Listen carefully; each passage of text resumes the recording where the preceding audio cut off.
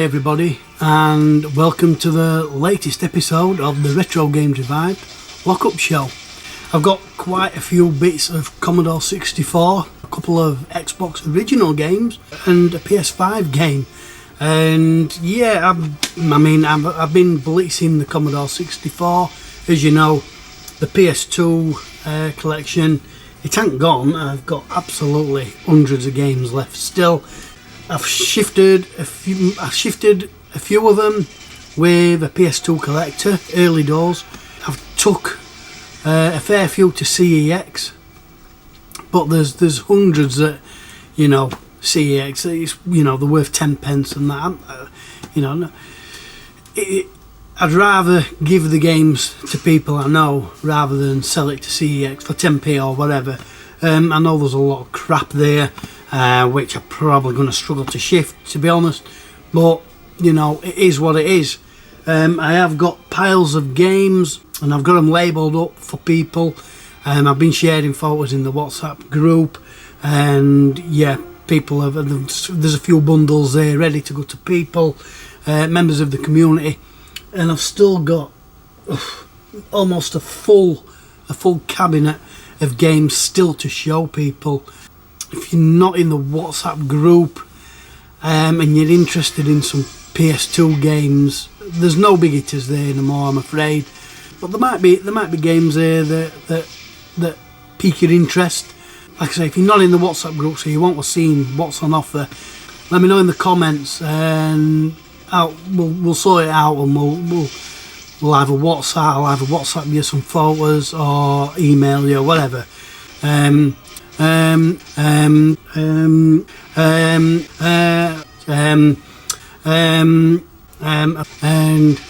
Anyway, what we've got running in the background is Medal of Honor European Assault on the Xbox. I've only briefly come to my lockup today. I did some recording about a week ago, but I'm redoing it. So yeah, everything's fresh. So I've got new games to add to what I previously recorded. Anyway, less waffling, more showing of what I've got.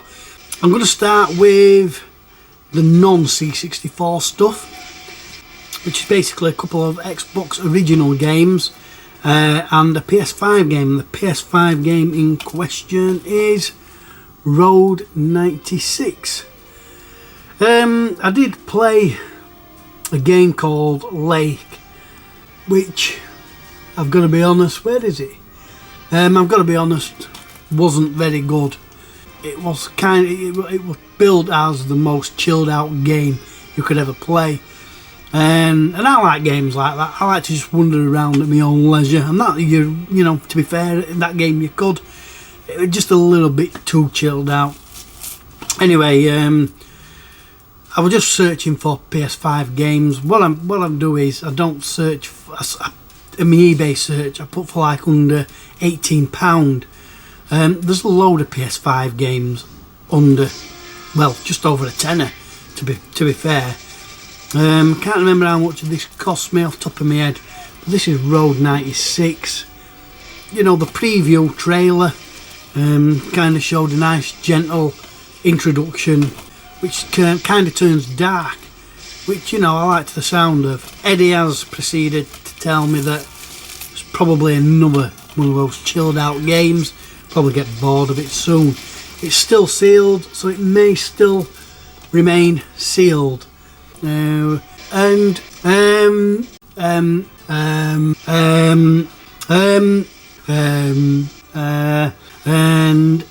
don't know if I can't remember if I showed these in my last one. I don't think I did. No, I'm about to put them away because I showed them when I recorded last week. I was about to put them away. So I've got a couple more PS5 games. This one is Crazy Chicken, and this one is Shooter Bundle. So it's basically Crazy Chicken 1 and 2. But yeah, this went out on PS4, and it's just been re-released on PS5. The graphics are nothing special, PS3-esque maybe. Another one That one is sealed. This one too, Port Royale 4 Extended Edition. Some kind of piratey game. Again, these were cheap. These were about £11 or £12 each. Sealed. And I've got quite a few games now that are sealed.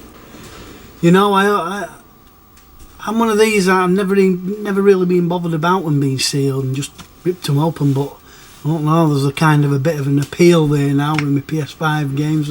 Like I say, I've got a lot of sealed PS5 games.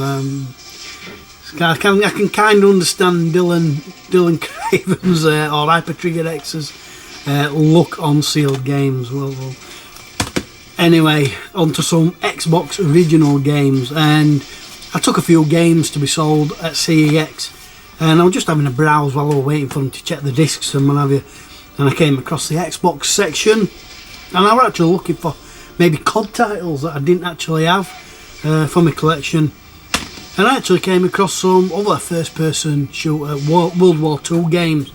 I thought, you know what, I'm going to get them. I've got my Xbox set up, and I love my World War II games, so I thought, you know, I can always come here and give them a try.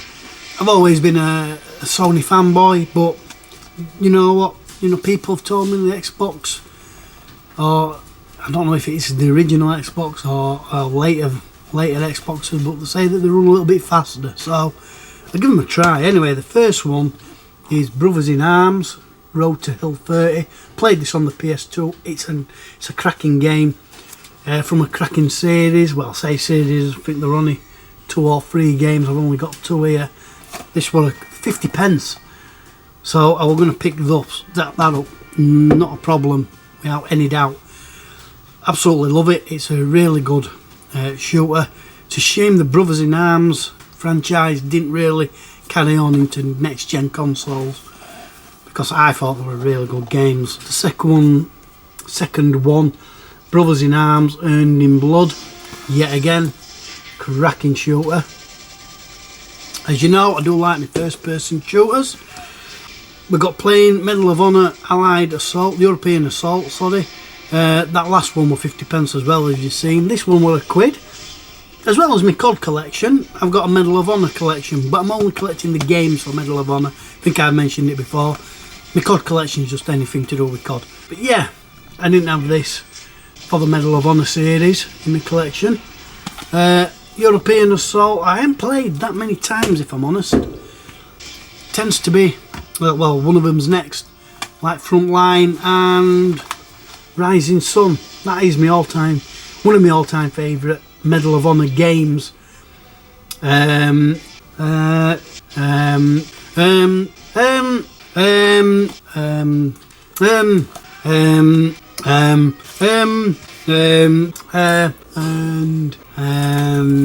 like I said, I played it on the PS2. This one was £1 as well. Played it on the PS2. Absolutely love the Medal of Honor series. And I know I've said it before.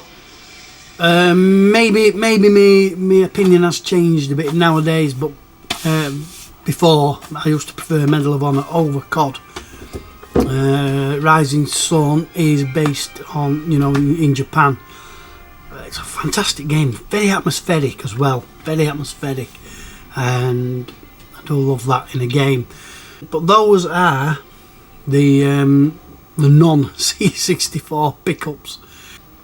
But I'll tell you what we'll do, we'll call that pickups part 1, and then we'll do the C64 pickups in a bit for part 2. So we'll go on to the next section. Now,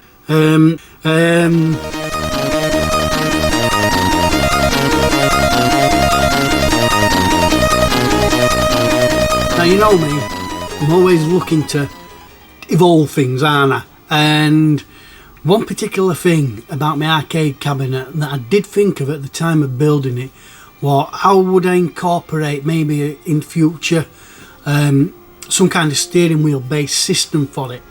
I've had a look and I don't think I can actually modify that to incorporate a steering wheel. As it stands, underneath I've got my PS2 and I've got my Commodore 64, I've got the PS3 up in that bit, and I've obviously got the Pandora's box sat I don't want to tinker too much with it because I think it's fine as it is. And it led me to think then, and I'll tell you who'll give me the inspiration, OSG, because he's just done like an outrun. He wants to play outrun using in his custom made, I suppose, like a cabinet to run, you know, his outrun. And I thought, well, before I got rid of all my PS2, most of my PS2 stuff, I took out all the racing games that I do want to play. And after watching this video, I did think, is there some way of designing some kind of cabinet that I can put in my lockup to incorporate the steering wheel? I've got 3 steering wheels up here. I've got loads of driving games. And yeah, there's nothing like playing outrun, as it should be, with a steering wheel. So it got me thinking, like I say, is there a way of incorporating something? And that is my next project. I'm not going to go full into it like I did my arcade cabinet. That was done in the space of, you know, a few months or so. This one, I've still got a cabinet of PS2 shit now to get rid of, and I don't know how to get rid of it easily, other than just throwing it all in a skip, which I don't really want to do. Yeah, I could just give it away to somebody who's willing to take it off my hands. But at the moment, like I've mentioned it before, I just want to see if anybody in the community wants any of those games first before I decide what to do with the rest. Anyway, yeah, so what I want to do is somehow think of something that I can incorporate. Now, I don't really want to build another arcade cabinet, you know, to that scale. There's no point in me having a desktop cabinet because I've nothing to put it on. So I'm possibly thinking maybe of somehow redesigning this cabinet when I'm shift all these PS2 games out of the way, and maybe utilising that somehow. I've got a bit of thinking to do, and I'm sure my dad will help me along, you know, on the journey of that project. I do love projects. I like vlogging projects as well. Craig Goodwin, Goodwin's Place, he's doing projects. He's just messed about with his 18-wheel controls. Fantastic. I love to see things evolve. I love to see things being made. I'm gonna have to think of a name for it. Project Drail off on my arcade cabinet, which is, you know, kind of Space Addy. It's got the Space Addy colours. So we'll have to think of something, maybe racing wise. If you guys have got any ideas, what can I call this project? I like to have a name for my project. Let me know in the comments. Anyway, yeah, well, I'll tell you more about this as it evolves in future episodes. Anyway, on to the next section.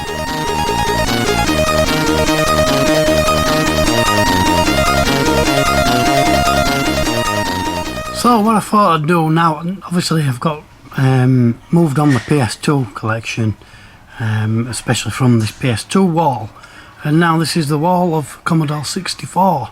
So yeah, I mean, I've kind of done it differently to my PS2, which were just in alphabetical order, though I've got that format. But what I've done is I've divided all my Commodore 64 collections into subsets, if you like. Basically the publishers. I'm going to start off and I'm going to go through basically my collection each episode. I'm going to start off with this. This is a relatively new start.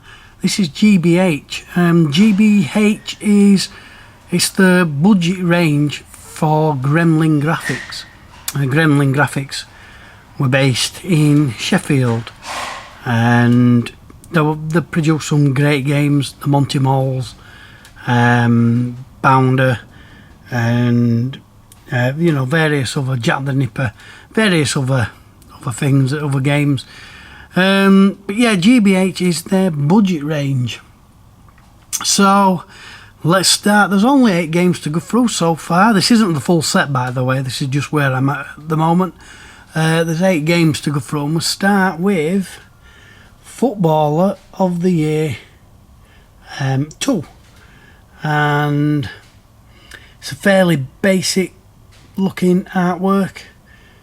We've got the title there, and got like a dressing room with a shirt, number 2, some football boots, and then we've got which is generic throughout, albeit a slight difference in colour, and I'm not really sure why, but on this one it's a red label, as you can see there on the CBM 64 128 cassette.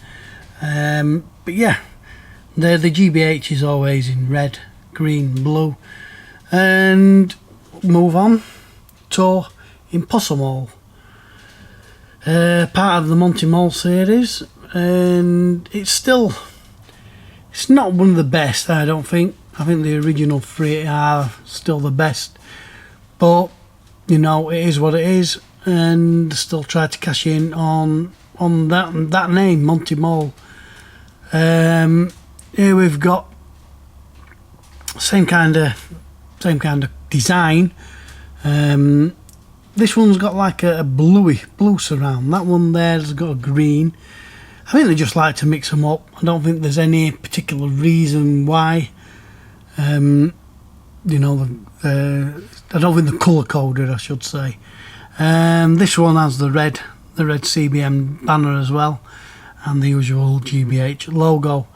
Better artwork than Football of the Year 2, but not the best. Then we move on to International 3D Tennis.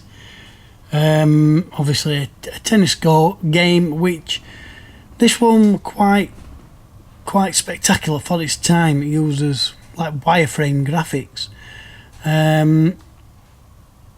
Nice enough artwork. That is hand drawn. It's not a photo, but yeah, this one's got the blue surround as well.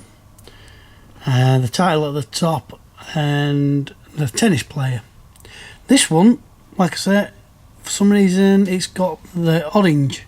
It's got an orange banner rather than the red. Again, no idea why. Let's move on to game number 4. It's another sports game, and this is Jahangir Khan World Championship Squash. This one has a red surround, an orange banner, and yeah, again, it's artwork, pretty decent. You know, the artistic talents of the artist is pretty good with humans. They don't look disproportionate or anything like that. Then we move on to Turbo Esprit, Lotus Esprit Turbo Challenge. I fondly remember this from the Amiga. Great games on the Amiga. I've never played it on the Commodore 64. Again, we've got an orange banner. This has got a blue surround. Yeah, it's, you know, it's a Lotus on the front. Then we've got boxing, World Championship Boxing Manager. So four sports games, sorry. Not sure if that's supposed to depict any certain boxer. Does anybody know the boxing? Does it look like any professional boxer? This one's got an orange banner as well. Again, fantastic drawing of a boxer. Then we move on to Switchblade, which is more of an arcade, you know, action adventure kind of game. We've got a green surround on this. This one has got fantastic artwork. That's really nice, typical of its time. This one also has an orange banner.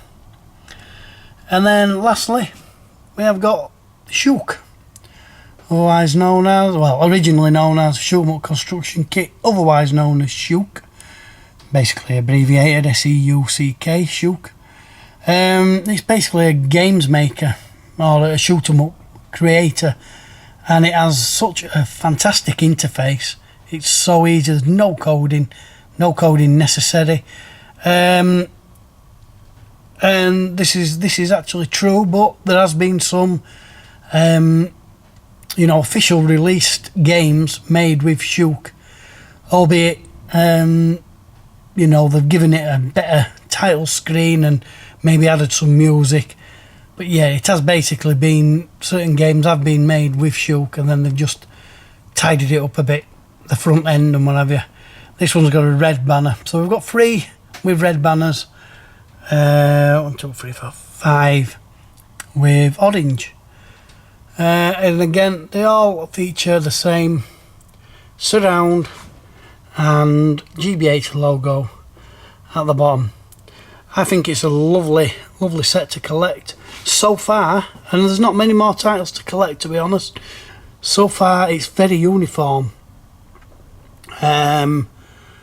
You know, the design is pretty, well, not pretty, it is, it's the same all the way through.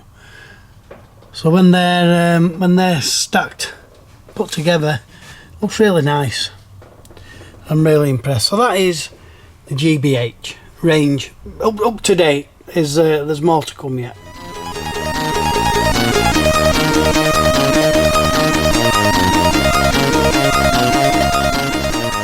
So let's do a bit of gameplay, and staying with what I mentioned about my new project, wanting like a setup for racing games.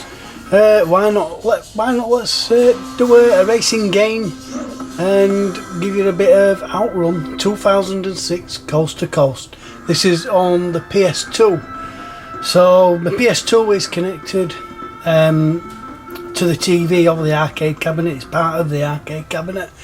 And yeah, do you know what? I've never played this on PS2. Obviously I played it in the arcade. So yeah, and it's all about drifting. There's a lot of drifting in this game. And I remember at Leeds Arcade Club, me, Nave, David, Retro Play, Games Play Badly, Eddie, Roll Call and Pete Fighter 2. We went for my birthday a couple of years ago, and we all had a go of this, and we all had races against each other. A lot of fun. Anyway, let's get into it. Memory card, continue. Create game data. I mean, it don't really make any difference creating game data. Hopefully it's going to pick up this clearly enough. It usually does when I'm playing my arcade games. And yeah, let's have a look at this then. I'll just okay everything. 111. Sorry to put my name in. Done. Back. Oh, what am I doing? To play the game. Yeah. Select.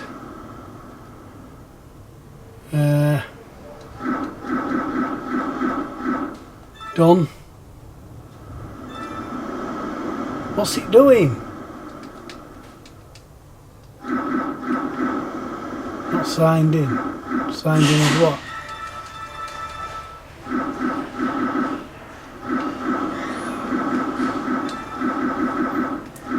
I'll get back to you as soon as I've sorted this out.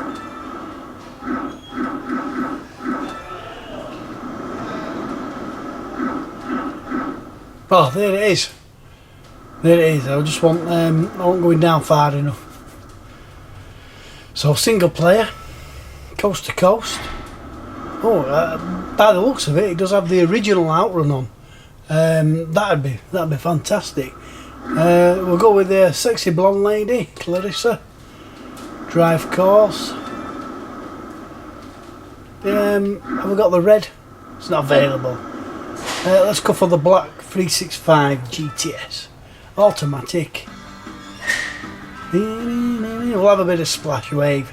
The old faithful. I'm not sure of the controls on this. I'm assuming it's usually X to accelerate, circle or square to brake. I don't think it uses the shoulder buttons. Don't think we've quite reached that stage yet on racing games. Yeah, X is accelerate and we're off. Left analog stick to steer, as you would expect.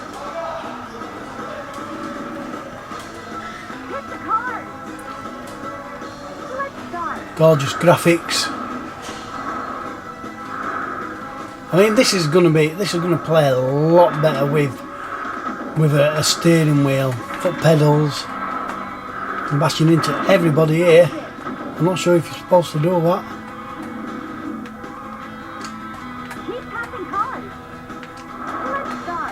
I haven't drifted yet. I don't know if I've got enough speed up.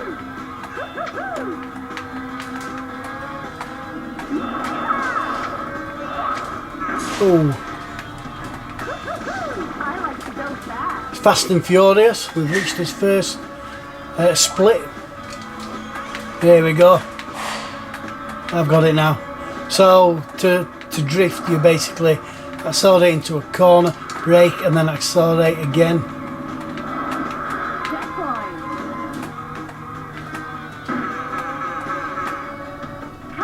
Like I say, this is all about drifting. Oh, hey, what are we going to do here? Oh, I've never seen. I can't remember this in the arcade game, but we'll take it.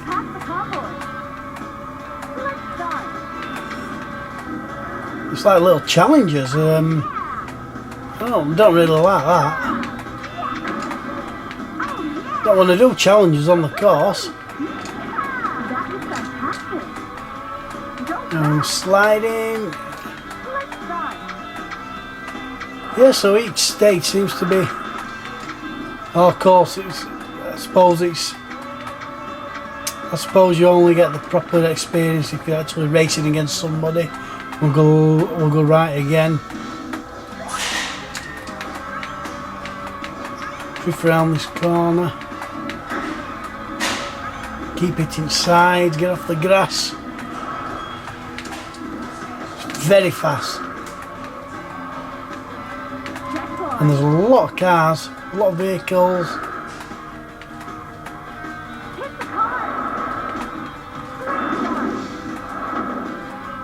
Oh, I've got to hit the cars now.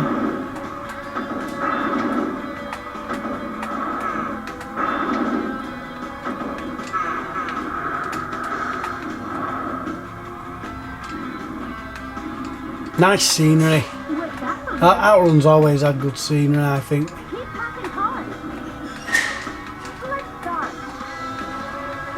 This is no exception. Boat runway. Keep going, go on. I've never seen the endings of these, I don't think. On the original Outrun, each direction you went, if you reached the end of the five courses, if you like, you got a different ending.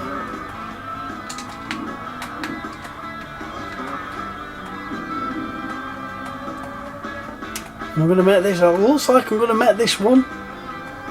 Get a bit of a drift going here. He helps slow me down a bit, checkpoint. Nice lush scenery.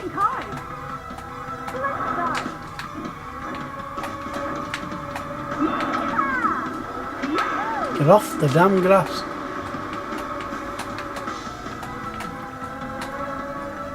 The idea of this as well is to grab a slipstream, which means getting right behind a car and using it to, I suppose, like have a power boost, turbo boost.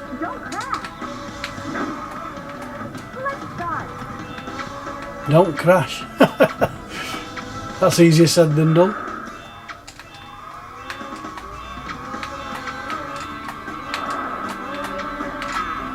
It's all a matter of mastering the technique, the drifting. We're on second to last course. I'm not going to make it though. Run out of time. Brilliant game. A lot of fun. And yeah, I'd highly recommend this. It's on PS2. I do believe it's on Xbox original as well. So I know one of the Outruns is more expensive than the other. For whatever reason, I can't remember the difference. But yeah, this is Outrun. Well, it's Outrun 2, I think it's a more expensive one. This is Outrun 2006, Coast to Coast.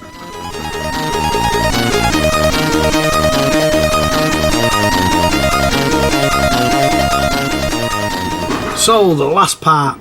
Now, I suppose I kind of, in a way, done this so that if you're not into Commodore 64, you might as well leave now, because this is all Commodore 64 for the rest of the video. And I've got some crackers here, but I think they are anyway. I've got a lot of games here from one particular seller. It's called High Evolutionary, and I've bought games off him many times in the past, usually the odd one or two. But recently I've been buying little bundles off him, and what he started doing is, because I suppose I'm a regular customer of his, he's been putting the games in new cases, and I think it's a fantastic thing to do.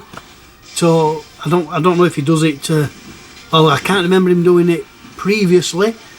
I think it's just to his regular customers, you know, the ones that are throwing him money basically. But yeah, I think it's fantastic, because, don't get me wrong, alright, you could say, well, it's not its original case. Well, it's only a bit of plastic, you know, end of the day. We're talking plastic like that, you know. To me, it's still the original game, even if it's in a new case. So, I mean, we swap out bad cases for, you know, PS2, Xbox, Nintendo Wii, anything, Xbox 360. You know, if we've got a bad case, we swap it out for a new. The case to me is not really significant unless it's something like, you know, for example, that's a boxed Jaguar game. You couldn't replace that, you know, with a repro. Then it's not the original. You know, that's something completely different if it's in a cardboard case. But anyway, let's get on to the pickles. I'm not here to talk about crappy cases. So, Dylan Craven, Hyper Trigger X. Trouble is, I listen to too many people. Now, I'm not copying him, but Dylan messaged me and said he's going for the Epix game series on the Commodore 64, because he's dug out his Commodore 64 and he's fired it up, and I believe he is enjoying it, even if it's just for nostalgia purposes. I do already own Summer Games 2 and Winter Games, just for your record, Dylan.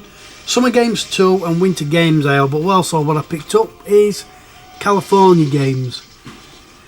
I think this has stemmed from being at the arcade club playing Hypersports, and, you know, along with Dylan, I think Dylan's got this nostalgia back of playing the button bashing athletic games, and yeah, I'm up for that as well, Dylan. But I don't want to take the shine off Dylan collecting the Epic series of the games. I think Dylan perhaps may well go for some more of the Epix games like Impossible Mission and that. But yeah, California Games.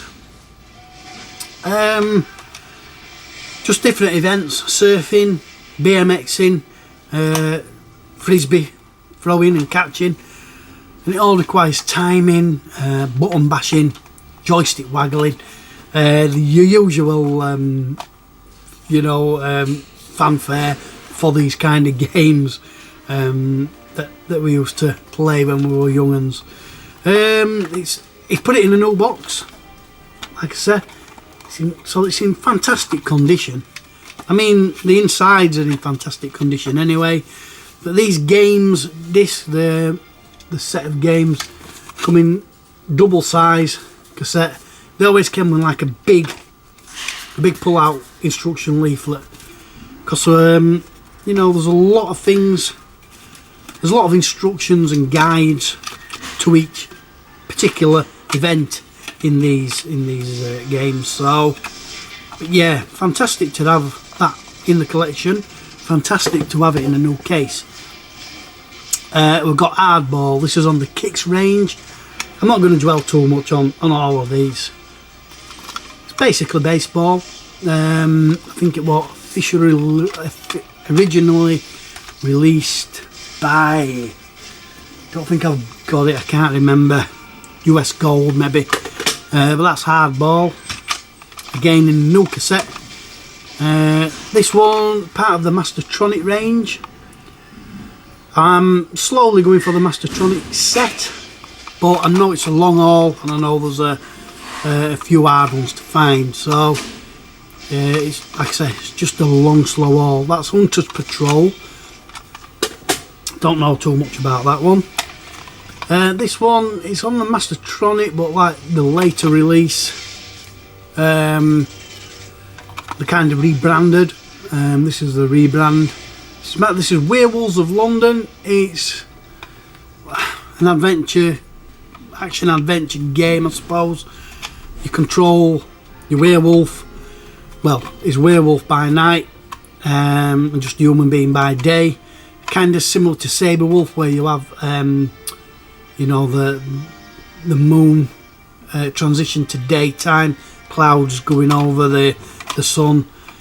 When you're a werewolf, you can eat people, and obviously when you're human, you can blend in with people and not really get chased by anybody. But when you're a werewolf, you get chased by the police.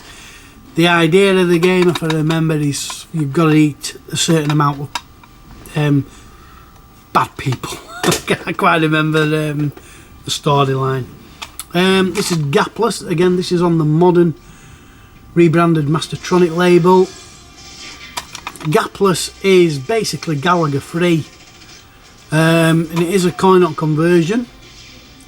Pretty faithful, gotta be honest. Pretty faithful to the arcade, and it's not a bad little shooter. Not a bad little shooter. You know, which for $1.99 at the time would have been spot on. But yeah, it's a Gallagher-esque kind of game. Power-up system is, I forget what triggers it, but you do get like a tractor beam, which if you capture up to 6 enemy ships, they then become yours, and they bolt onto the side of your ship, either side, free either side, and you've just got this 6 ships shooting. You would think that it is impossible not to get shot after that, but no. This one wasn't from High Evolutionary, but this is an high-tech software game. I need to case swap this because I was a bit disappointed. It's broke. Don't think it mentioned out about that in the listing. You know, I'm not going to be too picky and moan about it to him. I'm going to moan about it here to you, but I'm not going to say out to him. It was cheap enough. This is the Secret Armour of Antiriad by High-Tech Software. This one is also available on the Silverbird range, and slight different cover, but only slightly. It still has the man below and the robot above him, behind. But yeah, it's only a re-release. I forget who it were originally released by now. This one is from High Evolutionary in a new case. This is Ice Palace. I think it's kind of an RPG kind of game, not really my thing. This was on the MAD. Mastertronic did a load of other sub-labels. Again, high-tech software. This is Cricket Captain. Just a cricket management simulation kind of game. High-tech software. Yep, I'm going for that set. It's not massive. In fact, I'll show you another one. This is Defenders of the Earth. Again, in a brand new case. Defenders of the Earth is based on Flash Gordon, if you didn't know. I don't know what kind of game it is, platformer I think. But that's from the high-tech software range. We've got another Mastertronic. This is from the original Mastertronic range. City Fighter. They do sometimes show you screenshots inside. This one hasn't. Don't particularly know what this game's about. but it's in its distinctive blue grid with a kind of, well, originally it was a pyramid logo, slightly changed there to an M, 3D M. Next we've got this is a players. Now I think I'm not sure if it's a players premiere. It's only got players on here, but I'm sure it comes under the players premiere range. This is Firelord. This is a re-release. It's not an original release by players. It's a re-release. I forget who did it now. Bubble Bus maybe, or something like that. Another Mastertronic game in a new case. This is Magic Carpet. Don't know anything about that game, I'm afraid. And we've got another addition to alternative software. I think I'm pretty much close to the alternative range now. The sets. It's really weird how they're separated. There's a $2.99 range, a $1.99 range, and then another range, but I can't find it hard to explain exactly what I mean. I'm going off my list that I've got. Anyway, this is Handicap on the alternative software $2.99 range. Got the red triangle banner down there. Handicap is just an adventure-ish kind of game. You walk left and right, pick items up and what have you. Handicap based on the old newspaper cartoon series. This is a Codemasters game. This is Bigfoot. Cody's released some brilliant platforming games. You know, Dizzy, Seymour, CJ's Elephant Antics, and Bigfoot. Shucks. Next we've got, this is on the Atlantis. Atlantis, where are you? We've only got four titles at the moment from Atlantis, but it's not a big set to collect for. I don't think there's any mega rare or hard to find titles in there. This is in a new case. This is Battlefield. Basically 1v1, tank versus tank in like a maze, and you basically got to work your way around and try and shoot your opponent. Next we've got Phantoms of the Asteroid on Mastertronic. This is a gravity based action game, 2D, side on scrolling, always, all directions. I'm explaining it right. Played this to death back with my mate back when I was at school, and one thing with Phantoms of the Asteroids is a cracking Robobird soundtrack. Brilliant. It's worth loading up just for the soundtrack alone. Here we've got a Players, not a Players Premiere, just a normal Players title. This is Shanghai Karate. When I got this, I thought, oh sugar, I'm sure I've got it. But there's actually a game called Shanghai Warriors, so I got confused with that. This is Shanghai Karate. Some really good looking graphics on there, if you can see them. So might be a decent Players game. Another Mastertronic game. This is Hyperball, some kind of futuristic sports game. Never played it. Next we've got another Mastertronic game. This is the Quest for the Holy Grail, kind of a clone of, or supposed clone of Monty Python's Life of Brian, or Quest for the, I don't know, did they do a Quest for the Holy Grail? It's rubbish. It's a text adventure. It does have graphics, but it's very, very, very poor, very basic. And you know, a text adventure, you don't want to be walking, typing north, enter, and then coming up with a death screen through no fault of your own. And it does that regular. Diabolical. Tries to be funny, like Monty Python, but he's nowhere near. Sparklers. We got Space Tunnel. Sparklers, slowed down a little bit with Sparklers because the remaining games are pretty hard to find. Next we've got another alternative software, and this is part of the Foremost range, which is the ones I'm really struggling to find. There's one or two Foremost titles that are just not coming up. This is Foremost Fight and Fright. We've got Fallen Angel on there, Who Dares Wins, Aliens, and Frightmare. So I'm glad to have that in the collection. Next we've got another player's premiere. This is Subway Vigilante, kind of a Renegade clone basically. Don't know if it's any good. And another from the normal players range is Desert Hawk. I got this because this really took me back. Again, it's another one of those games me and my mate played to death. It's a Choplifter clone, and it's pretty decent, you know, as far as Choplifter goes.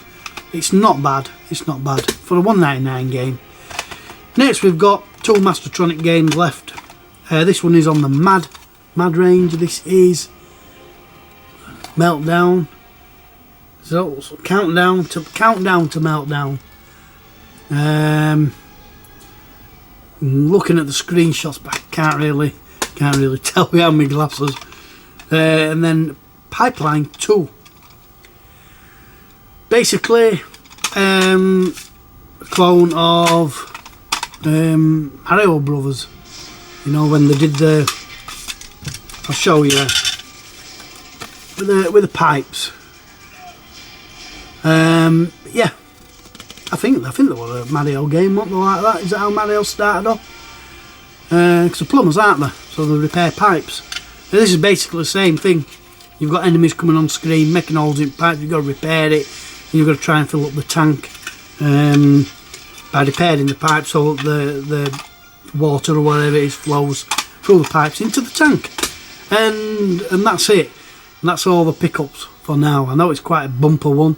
And like I say, if you want a Commodore 64 fan and you've made it through, fair play to you.